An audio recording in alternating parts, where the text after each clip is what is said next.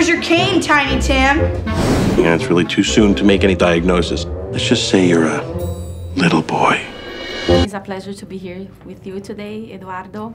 What got your attention in this project? Well, when Alejandro and Pepe Portillo came to me and gave me the script, I was very moved. I was very touched. I was very, I was inspired. I was in tears. And somehow, you know, I fell in love, you know, with this wonderful, beautiful story full of hope and love and faith and so many beautiful, beautiful elements that the story has. But I knew at the same time that that was going to be a big challenge because I am an independent filmmaker. What does that mean? That we do everything outside of the system. And the movie was very hard. It's a very hard movie. It's a very expensive movie. It takes place in the 40s, very small little town in California, World War II. So it was a lot of elements that was like very hard to produce as an independent filmmaker. But the story was so beautiful that it was hard for me. It was hard for me to say no. So I got involved because I connected. You know, I'm from a very small little town as well, and I experienced bullying as well when I was a kid, just like a little boy in the movie. And many of the things that you see in the movie, somehow that was part of my life. So then I decided to invest all my time, energy, and everything, because I was just coming from producing my first movie, Bella.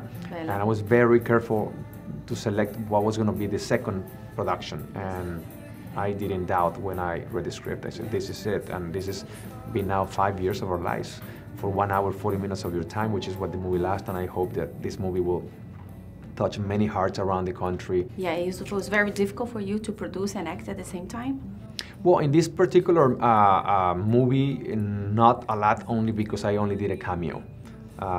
So my main role in this movie was to produce the film and with my business partners. And but then Alejandro Monteverde, the director, said, okay, well, I have an idea, you know, why don't you just do a cameo? 3 scenes, takes only a day and a half, and it's going to be really cool, powerful scenes, but you are going to have a, you know, it requires a transformation, external transformation. And I said, well, what do you mean? He said, well, let me explain to you what it is, because and then he tells me, well, you're going to be Father Crispin, and we're going to shave your head, we're going to put the glasses, and people won't recognize you. And I said, yes, let's do it. And it was great, you know. It was great to be able to produce and act at the same time. And thank God it was only 1 scene. I mean, 3 scenes. Otherwise, because it was a lot of pressure to be on set every day, making sure that everything was, you know, smooth and it's a lot of problems to resolve every day when you're producing a movie. It never ends. We're still working, you know, because the movie's about to see the light. And it was very difficult to find Jakob Salvati? That was one of the hardest things was to find the kid, because he's awesome. You know, we saw like more than 1,000 kids. Wow. And the casting director told us, you can make a lot of mistakes in this movie, she said back in the days, but the one mistake that you cannot make is to cast the wrong kid, because he carries the entire movie. If something goes wrong with the kid, the entire movie will collapse. So you got to be careful. And so that's why we were, you know, it was a lot of pressure. But one day we saw 30 kids in line waiting to do the audition, and we saw Jakob there. But then we find out that he was not there to do the audition. He was there because his older brother, 1 year old, 1 year older, was going to do the audition. Then we realized, okay, now we want to see the younger kid. And we saw him like 9 times, 9 auditions, 9 callbacks.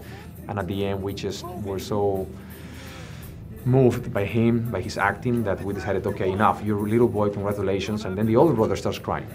Oh, man. And I'm like thinking, okay, well, we need to, you know, maybe he's mad because he didn't get the job. No, he was mad because actually he shared with me right there. He said, well, you know, we're very poor. I'm very thankful that my brother got the job because we're about to lose our home. We're about to lose our home, and very thankful that my younger brother is going to save our home. And we're like, okay, now both of you are hired. Yeah. So we hired the entire family, and every single time that you don't see Jakob, is the other brother. We're going to hire a double anyway, but we end up, hold on a second. Jakob, you're here because of your other brother, so this is, both of you are going to be working with us. Thank you so much for your time. Congratulations again. Thank you. My story takes place on the home front. That's my dad. I wanted to be just like him. Everything we did became a great adventure. Do you believe we can do this? Yes, I believe we can do this! Partner, do you believe you can do this? I believe I can do this! Pepper, Flint, Busby, it's time to go to bed. All was good in the old Busby home, or so I thought. You're going to war. Yes. I don't want you to go. Why can't we stay together? The moment of truth. I am searching for the chosen one. You. The movement of an object to inner power. Do you believe you can do this? Yes, I believe I can move it! You wanted the bottle to move so much. It moved. Your faith is powerful. But if I get enough faith, nothing's impossible, right? Even bringing my dad home? Your faith won't work if you have even the slightest bit of doubt. What if I can bring Dad back?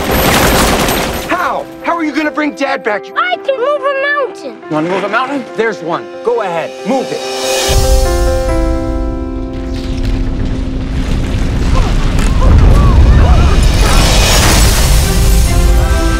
Was that an earthquake? It's a miracle. It's up to you to achieve the impossible.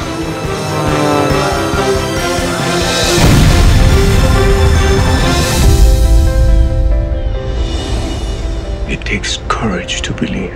Your father would be more than proud of you. Dream